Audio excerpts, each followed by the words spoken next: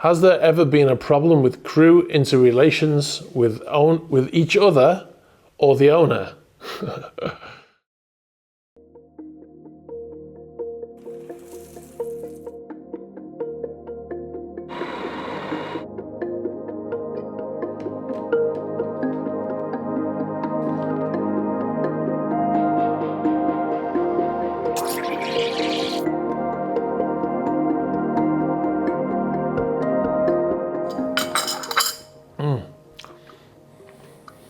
If you ever get a chance, if you're ever in Peru and you want a really good coffee, go to a place called Puku Puku. This is their cup. It's just, there's a couple of them. The one that's easiest to find is in Miraflores, which is in the middle of the Lima. And it's about 2 doors up from the Marriott. So if you go down by the seafront, you see the Marriott Hotel, walk up a couple on the right hand side, boom. Best coffee in Peru, as far as I'm concerned. All right, guys, welcome back to the channel. I thought it was time to do another Q&A. I normally do them every couple of months in normal circumstances, but we are indeed not in normal circumstances right now, are we? So yeah, I thought I'd do another one. I've got a lot of questions. These were picked out by my lovely lady, so yeah, let's get cracking. So this is Q&A number 5. Dan Stewart. In an Atlantic crossing, for example, do you cruise 24/7? Is there ever a time, excluding repairs, in the open ocean when you would drift or in some way stop cruising to the destination? There's not really any reason why you would stop mid-crossing. Before you leave, like let's say you're doing Gibraltar to the Caribbean. Before you leave, you'll go into Gibraltar, you'll provision, you'll get all your food, you'll get your fuel.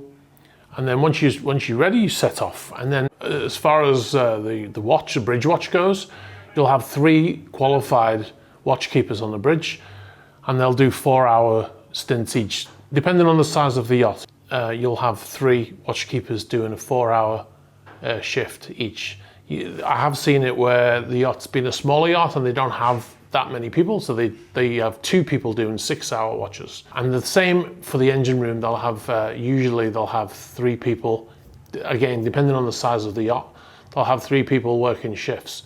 Now as far as the engine room goes, sometimes on some yachts, on the very big yachts, let's say over 100 meters, they'll have dedicated crew 24/7 working in the engine room. But on the smaller yachts, under 100 meters, let's say, this is not a strict thing, it's a guideline. Under 100 meters, they might have something called unmanned watch. So basically, they'll all be on shift during the day, and then in the evening, they'll have an unmanned watch. So basically, it means that they're on call.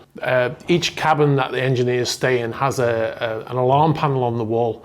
So if any alarms are generated from the engines whilst they're underway, it buzzes in whoever's on watch, they set it to their cabin, and then it buzzes, and then they jump up and run out and they go and have a look and see what's going on. If for any reason the person who's on watch gets the alarm and they don't respond to it, after about 30 seconds, there's a panel on the wall and they press a button to acknowledge it. If after about 30 seconds they don't press that button, then it alarms in the other engineers' cabins to let them know there's a problem and it's not being dealt with. And there's always somebody available. And like I said, on the bridge, there's always 3 watch keepers doing 3 shifts, and they usually have a deckhand in there with them as well. So there's 2 people. So they shouldn't really ever be alone on the bridge, especially at night. I did do a crossing a couple of years ago where we stopped exactly halfway across. Because the weather was so good that we stopped and everybody jumped in the water and went for a swim halfway across the Atlantic. Obviously everybody except me, and I went and got my drone and I took these photographs. So unless they decide to do something like that, there's no reason why you would stop, of course, unless you have a problem with an engine and you have to stop. Next question. Immius, maybe? Say there's an issue among staff or underperforming staff, who handles it? Is it the captain? Also, who chooses staff? Okay, so who chooses staff? It just depends on the yacht again. What will generally happen is, let's say you're looking for a deck officer. This is probably how it would work on most yachts.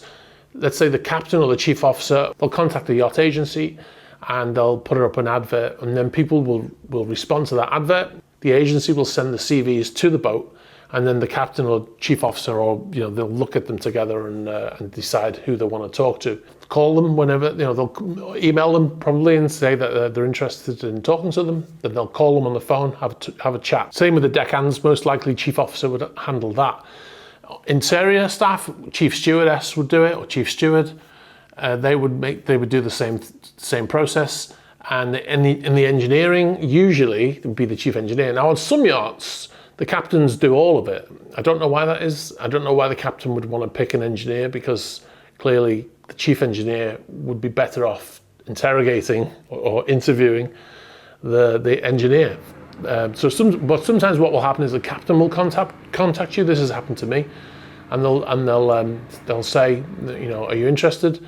And then sometimes they'll put you in touch with the engineer. So you might call that person and they can interrogate you better. They can ask you technical questions and stuff, whereas the captain can't. Underperforming staff, generally what would happen is, again, based on the department, let's say there's an engineer and he's not doing his job very well, then most likely the chief engineer will have a word. But ultimately, if someone's going to get fired, then it's the captain who will tell that person. Now, very often what will happen is they'll wait for that person to go on leave. So because in the past there have been incidents where people have been fired whilst on board, and then they've gone and sabotaged something. Not like dangerous stuff, but they've gone and done something. So they generally wait till you go home and tell you when you get home, so you can't do anything. So next question is CV Coco. What is the minimum physical limit from any port where you can have guns, international waters, or another limit? What I'm asking is if you can anchor 1, 2, or 3, or 4 miles out and then dinghy your way to port. This is going back to a video I made recently about, are there firearms on board? It's not really a subject that I wanted to continue, because I got a lot of messages about that, and a lot of quite negative messages directed towards me and towards the video. The video is all based on my experience, and also I got quotes from other captains who have been at sea for a long time and stuff like that. So it's based on experience, whereas most of the responses were based on just people who were mainly from the US who didn't like the fact that you can't have cannons and stuff. So okay, so basically the way it would work is you'd have to be 12 miles out, which is international waters. You could keep your vessel out there, and then you're not infringing on any other country's laws. The problem with that is 12 miles in a dinghy is a long way, and if you think about it, you're right out in the ocean. No one wants to get in a dinghy. I don't even like getting in the dinghy when I can see land and it's like a 5-minute ride. I don't even like getting in the small boats then. So and the owner certainly isn't going to want to do that, even though he's going to have a bigger limo to get in. He's not going to want to do that. So there was a couple of others I saw on that list. One was keep a boat out at the 24 mile and then take your yacht in and leave them out there with the weapons. Well, that would work if he was just going in for a couple of hours. But what if he's going in for a week?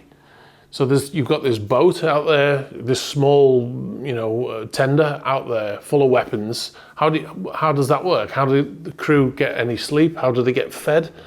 It's not practical. So you keep your boat out and take the dinghy in. That's not practical. Or he flies his helicopter in. Well, how do you refuel the vessel? How do you get provisions? You can't do it. The only other one I've heard is some boats have shadow vessels. So like a full-size yacht which is trailing the main yacht. Now in that situation you could do that because the shadow vessel could stay out there. Again, it's just not very practical though. It means that transferring all these weapons over to the other boat, and then the boat's staying out there for, let's say like Eclipse for instance. I often see it in the summer. It's anchored off Juan Le Pan for weeks and weeks and weeks.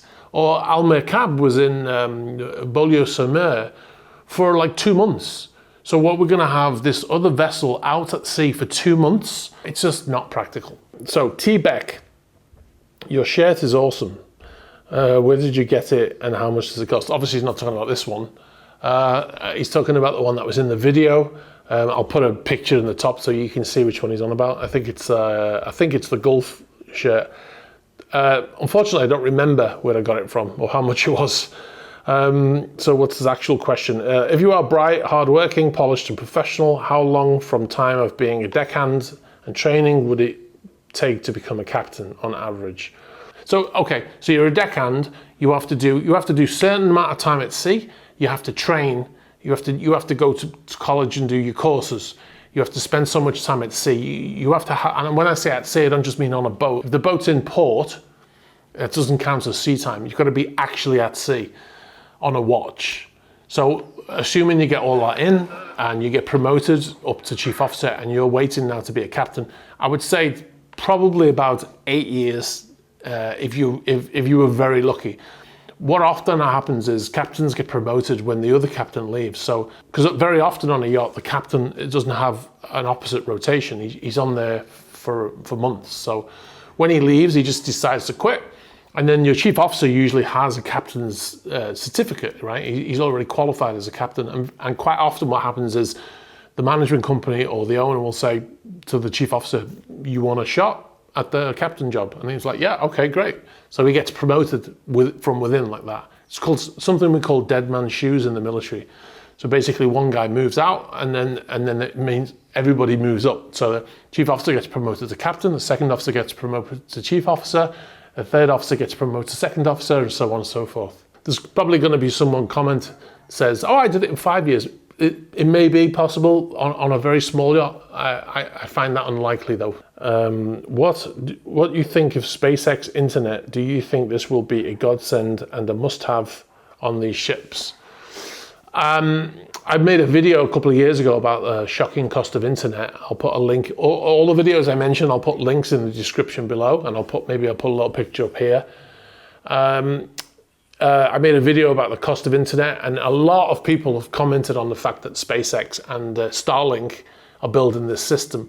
I think it has the potential to make a big difference in the industry. What I'm going to do though is, because it's quite a complicated subject, and I made that other video a couple of years ago now. So what I'm going to do is in the next month or so, I'm going to make another video on that subject, and we'll talk about SpaceX and Starlink and the differences between the current system and the new system. So keep an eye out for that one.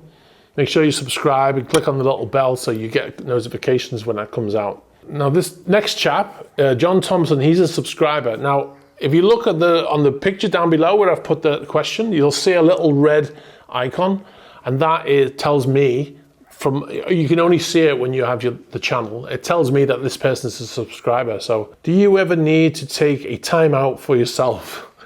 When you can feel your frustration has built up and you need to reset for a few minutes, where do you go? And who do you assign someone to be in charge for that time? That is a very good question, actually, because we all live in close quarters. Everybody shares a cabin except for the captain and maybe the chief officer and the chief engineer. They have their own cabins if they're lucky. But most everyone else, you've got at least one other person in your cabin. Some of the older vessels, they've got three bunks in a cabin. So you're very rare you get any time to yourself. So if I need to get away from everyone, I tend to go to my office. I've even slept in my office in the past. Do I put anyone else in charge? No, because nobody else is qualified on board to do my job. So I'm always 24/7. I'm the guy who gets called if there's an issue. That's part of the job. So I'll generally put my earphones on and listen to some relaxing music or something. So yeah, that does happen quite often. Like I said, you never get a minute to yourself, even in your own cabin, because you'll go in your cabin and there's somebody else in there. And if you're unfortunate enough to be bunking with someone who works a shift, you can go in your cabin at lunchtime and it's pitch black. All the curtains are closed because the other person's on shift on nights maybe and he's sleeping. So that sucks. So yeah, that's one of the downsides to yachting. Anthony G, what's the coolest water toy you've seen a wealthy owner have, like an underwater propelled device or something like that? How about a submarine? Yeah, I've seen submarines. The helicopter is pretty cool. I would class that as a toy, really. And the Sea Bob is like a propelled thing that takes you under the water. Sea-Doo is a giant jet ski, I think. Maybe not technically known as a jet ski, but that's what I call it. One of the things I saw was something called a sea legs, which is basically like a Zodiac ribbed boat, but it had wheels on it. Everyone jumps in, then you go up to the beach, and then it has like this undercarriage, like an aircraft, and the wheels come down, and then you just drive straight out of the water. That was pretty crazy. I would say that's probably one of the most unusual things I've seen. You got to see that when you're on the beach and this thing comes out. It's like a James Bond scene. Edward Dobbins, could you tell me why I frequently see mega yachts that are underway and still have their fenders out? If you see a yacht with its fenders still out, it's most likely approaching a port, and they're about to dock. And the reason why they do that is because the fenders on a super yacht are inflated, so it takes them a while to get those things inflated. And then once they do inflate them, very often is they block the deck, so you can't walk up and down. So what they generally do is once it's inflated, they throw it over the side and they hook it on. Then they get them all in position, and then they just get on with their other jobs, because there's a limited amount of crew. So they do that as quickly as possible, and then they can crack on with the other jobs. But usually when they leave a port, they're usually pretty quick to collect them and put them away. So I would say that if you see a yacht and it just kind of sails by and there's no crew around those fenders, then it's most likely heading into port. Easen Box. That sounds like a dodgy name, doesn't it? Is drug use common aboard the boats by both staff and owners? Do they panic when they hit customs payoffs, different ports, different prices, contraband overboard? You're not allowed to take drugs when you are a crew member. If you get caught with drug paraphernalia, you'll get dismissed instantly. They do random drug tests on board. So 100% you're not allowed to have any kind of drugs like that on board a yacht. You might be surprised to know that I've never ever seen any drugs, an owner with any drugs. I'm not saying that they don't have them, but I've never seen any drugs. I've never seen any drug paraphernalia. And furthermore, I've never heard of any of the crew members talking about finding anything like that. So I don't think it's a common practice. I think these people are billionaires for a reason. I don't think they go around getting stoned and taking all these different drugs just because they can. I don't think that's what they do. I mean, most of the owners I've worked for are constantly glued to the TV watching that ticker tape underneath and on Bloomberg and stuff like that. Most of them, even when they're in the gym, I worked for one guy, even when he was in the gym, that's what he wanted on the TV. So most of them I don't think they'd want to take any of that stuff. Like I said, I know there'll be comments where, oh yeah, for sure they take it. And maybe they do, but I've never seen it in my experience. Has there ever been a problem with crew interrelations with each other or the owner? Okay, crew interrelations with each other is actually quite common. For obvious reasons, a lot of the crew are on a boat for maybe 8 or maybe even 10 months in one go, and they just have 2 months off a year. So yes, of course, you're going to get instances where people are hooking up. I worked on a boat where there were 3 couples on board, which was not great because it just causes some issues. Also, it causes issues so if you have, let's say you have a chief officer and his girlfriend's on board, and she's a stewardess, then she can kind of like what I call as rule the world by proxy, to quote somebody else. So basically means that they kind of have a power because now they're the chief officer's girlfriend, and if you say something in front of them, that gets back to the chief officer or the captain. Even worse, the captain, if the captain's girlfriend's on board. It does create problems.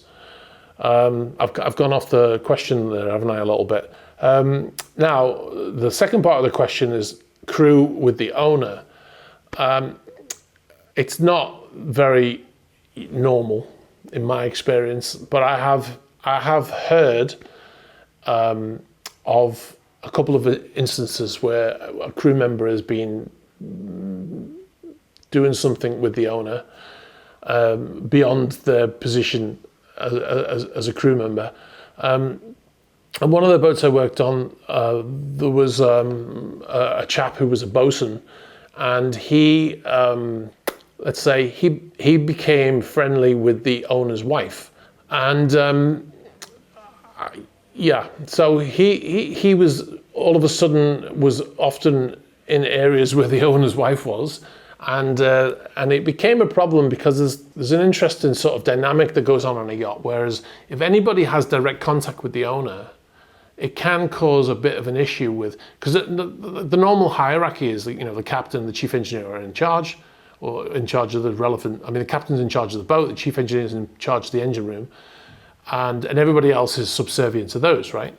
So if you have somebody all of a sudden who's got some sort of friendly relationship with the owner, then all of a sudden they have some power, right? Because they can possibly say something to the owner. Now this person who's a crew member, who's at a low level, can now all of a sudden have some sort of power, whether it's perceived or real.